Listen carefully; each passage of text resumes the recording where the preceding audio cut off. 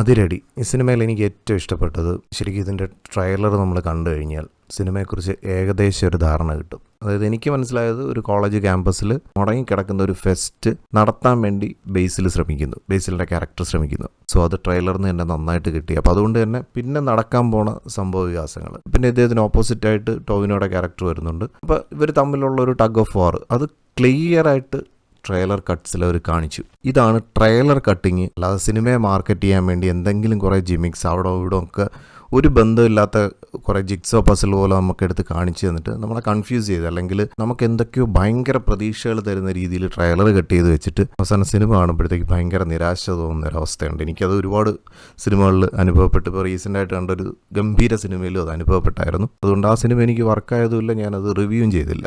അപ്പോൾ അവിടെയാണ് ഈ സിനിമയുടെ മാർക്കറ്റിങ്. മറ്റ് സിനിമ ഇനി വരാനിരിക്കുന്ന സിനിമയിൽ അതിൻ്റെ മാർക്കറ്റിംഗ് ടീമൊക്കെ കണ്ടുപിടിക്കേണ്ട. ഒരു സിനിമ എന്ന് പറയുന്ന ഒരു ഡയറക്ടറുടെയും എഴുത്തുകാരുടെയൊക്കെ ഭാവനയിൽ ഉണ്ടാകുന്നതാണ്. ഈ സിനിമയുടെ പ്രൊഡ്യൂസർ എന്ന് പറയുന്ന ആളിന് അത് കൺവിൻസ് ആകുമ്പോഴായിരിക്കാം അദ്ദേഹം അത്രയും വലിയൊരു സിനിമ എടുക്കാമെന്നും അതിനുവേണ്ടി ഒരു വലിയ എമൗണ്ട് അതിനുവേണ്ടി സ്പെൻഡ് ചെയ്യുന്നത്. അപ്പോൾ ഈ സിനിമയുടെ ഒരു കോ പ്രൊഡ്യൂസർ എന്ന് പറയുന്നത് ബേസിലാണ്. അപ്പോൾ തന്നെ എനിക്കൊരു കോൺഫിഡൻസ് ഉണ്ടായിരുന്നു. ബേസിലൊന്നും കാണാതെ ഒരു സ്ക്രിപ്റ്റ് എടുത്ത് കമ്മിറ്റ് ചെയ്ത് അതിൽ അഭിനയിക്കുകയും ചെയ്യുന്നുണ്ട്, അദ്ദേഹം പൈസയും കൂടെ സ്പെൻഡ് ചെയ്യുന്നുണ്ട്. സോ അപ്പോൾ എന്തായാലും ഒരു 100% ഗ്യാരണ്ടിയാണ്, വാല്യൂ ഫോർ മണി. നമുക്ക് മുടക്കുന്ന പൈസയ്ക്കുള്ള ഒരു എൻ്റർടൈൻമെൻറ്റ് തിയേറ്ററിൽ നിന്ന് കിട്ടും എന്നുള്ളൊരു 100% കോൺഫിഡൻസ് ഉണ്ടായിരുന്നു. സോ അത് തിയേറ്ററിൽ നിന്ന് 100% കിട്ടി. മെയിനായിട്ട് ഇപ്പോഴത്തെ സിനിമകളെന്ന് പറയുന്ന ഒരു ആഘോഷമാണ്. ശരിക്കും പറഞ്ഞാൽ നമ്മൾ തിയേറ്ററിനകത്ത് ആ ഒരു അക്കോസ്റ്റിക് എഫക്റ്റും ഡോൾബി അറ്റ്മോസിൻ്റെ ആ ഒരു അക്കോസ്റ്റിക് എഫക്റ്റ് എല്ലാം കൂടെ വെച്ചിട്ട് സിനിമയ്ക്കകത്ത് വരുന്ന ചില ഹൈ മൊമെൻറ്റ്സിനൊക്കെ തിയേറ്ററിൽ ആ ഒരു സൗണ്ടൊക്കെ വെച്ചിട്ടുള്ള ഒരു അനുഭവം സൃഷ്ടിക്കുക എന്നുള്ളത് തന്നെയാണ് ഇപ്പോഴത്തെ സിനിമ. അത് കഴിയുമ്പോഴത്തേക്ക് നമ്മൾ ആ സിനിമയെക്കുറിച്ച് അങ്ങ് മറക്കും. അപ്പോൾ അതൊരു പ്രേക്ഷകനെ സംബന്ധിച്ചിടത്തോളം ഒരു എൻ്റർടൈൻമെൻറ്റ്, അതിന് വേണ്ടിയാണ് നമ്മൾ കാശ് മുടക്കി തിയേറ്ററിൽ കയറുന്നത്. അപ്പോൾ ആ സാധനം കിട്ടിക്കഴിയുമ്പോൾ തന്നെ ഒരു പ്രേക്ഷകൻ എന്നുള്ള നിലയിൽ ഞാൻ ഭയങ്കര സാറ്റിസ്ഫൈഡ് ആവും. ബേസ് സിനിമയെക്കുറിച്ച് പറഞ്ഞു കഴിഞ്ഞാൽ ഇതിനകത്തുള്ള കോമഡികൾ, ഇതിൻ്റെ കിക്ക് സ്റ്റാർട്ട് തന്നെ ബേസിലാണ് കൊണ്ടുപോകുന്നത്. ബേസിലിൻ്റെ കയ്യിലാണ് ഈ സിനിമ. ഇപ്പോൾ കോമഡിയുടെയൊക്കെ കാര്യത്തിൽ ബേസിലെന്ന് പറഞ്ഞാൽ സേഫ് ഹാൻഡ്സ് ആണ്. പ്രത്യേകിച്ച് ഒരു കോളേജിലുള്ളൊരു ജെൻസി ക്യാരക്ടറുണ്ട്. ജെൻസി എന്നും പറയാൻ പറ്റത്തില്ല, ഇപ്പോഴത്തെ ലേറ്റസ്റ്റ് ജനറേഷനെ കാണിക്കുമ്പോഴത്തേക്ക് അതിനിണങ്ങുന്ന രീതിയിൽ ഇദ്ദേഹത്തിൻ്റെ ഒരു ട്രാൻസ്ഫോർമേഷനുണ്ട്. അത് ഹെയർ സ്റ്റൈലിലായിരുന്നാലും അത് എല്ലാ സിനിമകളിലും ബേസിലിനെ ഞാൻ മറ്റ് പല സിനിമകളിലും പറഞ്ഞിട്ടുണ്ട്, ബേസിലൊരു ക്യാരക്ടറിനെ മോൾഡ് ചെയ്യുന്നത് വളരെ ഡിഫറൻ്റ് ആയിട്ടാണ്. അത് ആ കഥാപാത്രത്തിൻ്റെ ബോഡി ലാംഗ്വേജ് ആയിരുന്നാലും ആ സംസാരിക്കുന്ന ഒരു ശൈലി ആയിരുന്നാലും, ഈവൻ അദ്ദേഹം ഇതിനകത്ത്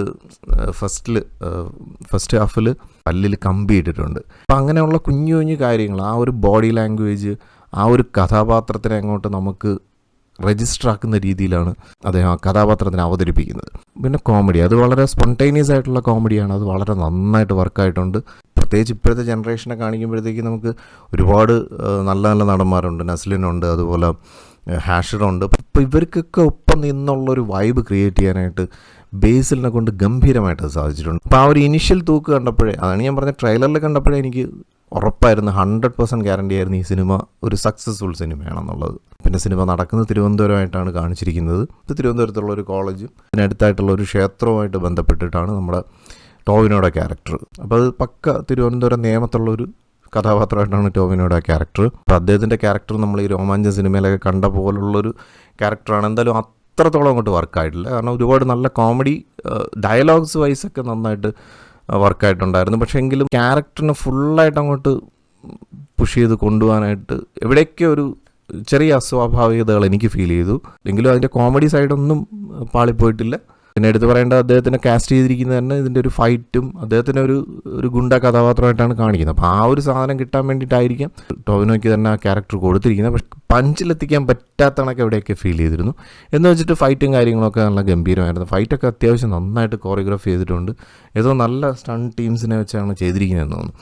അതുപോലെ എടുത്തു പറയേണ്ടതാണ് സിനിമയുടെ ഒരു ത്രൂ ഔട്ട്, സിനിമയുടെ തുടക്കം മുതൽ അവസാനം വരെ ഉള്ള സീൻ എലിവേഷൻസ് ആയിരുന്നാലും ആ ഒരു ബാക്ക്ഗ്രൗണ്ട് സ്കോർ കൊടുക്കുന്ന ഒരു എഫക്റ്റ്, അത് പ്രത്യേകിച്ച് ഇത് മിക്സ് ചെയ്തിരിക്കുന്ന രാജകൃഷ്ണ സാറാണ്. അപ്പോൾ അതുകൊണ്ട് അതിൻ്റെ ഒരു സാധനം ആ ഒരു തിയേറ്ററോളം സൃഷ്ടിക്കാനായിട്ട് സൗണ്ട് മാജിക്കിൽ കൂടെ കഴിഞ്ഞിട്ടുണ്ട്. അതുപോലെ വിഷ്ണു വിജയാണ് ഇതിൻ്റെ മ്യൂസിക്. അദ്ദേഹത്തിന് പിന്നെ ഈ ഡ്രംസും ബാൻഡും അങ്ങനെയുള്ള പരിപാടിയൊക്കെ വെച്ചിട്ട് അദ്ദേഹം പ്രത്യേകിച്ച് ഒരു കോളേജ് ക്യാമ്പസൊക്കെ ആണെന്നുണ്ടെങ്കിൽ പുള്ളി തകർക്കും. ആ ഒരു സംഭവം അതിനകത്ത് തകർത്തടുക്കിയിട്ടുണ്ട്.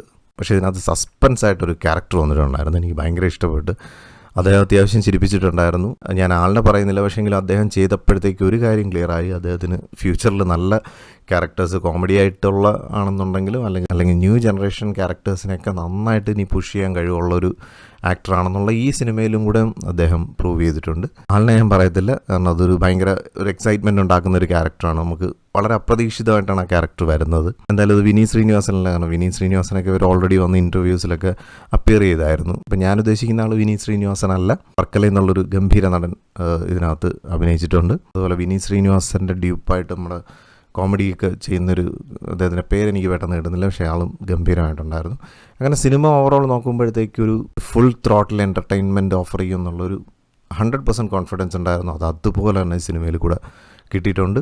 എന്തായാലും സിനിമ ഞാൻ അങ്ങനെ എൻജോയ് ചെയ്തിരുന്നാണ് കണ്ടത്. അത്യാവശ്യം നല്ല ചിരിക്കാനുണ്ട്.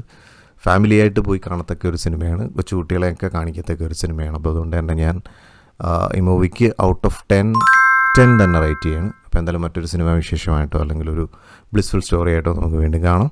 Thank you for watching and thank you for supporting me.